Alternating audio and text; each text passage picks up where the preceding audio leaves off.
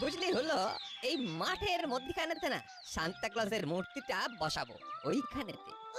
কি যে আনন্দ হচ্ছে না, এই প্রথম একটা কাজ আমরা আমাদের দায়িত্বে করছি। নাট বল্টু নেই, ঝামেলা ঝঞ্ঝাটও নেই। এবার আমরা দেখিয়ে দেবো যে তোদের ছাড়াও কাজ হয়। সেদিন বিরাট ধামাকা হবে, ধামাকাদার বড়দিন। সেদিন আর একটা ধামাকা হবে, বিশাল ধামাকা। এই তোরা তিনজন এইখানে কেন? এই দেখতে এলাম তোমরা কেমন কাজ করছো। কি বলছো? সব শুনলাম, এবারে হাটে হাঁড়ি ভাঙবো। মানে কি বলতে চাইছিস তুই? মানেটা হলো সেদিন বেলা 12টার সময় আমরা হাটে হাঁড়ি ভাঙবো। কত লোক কত কিছু করে, আমাদের কাজ শুধু হাটে হাঁড়ি ভাঙা। এবং সেদিন ভাঙবই ভাঙবো। হ্যাঁ, আমাদের কাজ আমরা করব। আমাদের বলা হয়ে গেছে, এবার আমরা যাব। চল।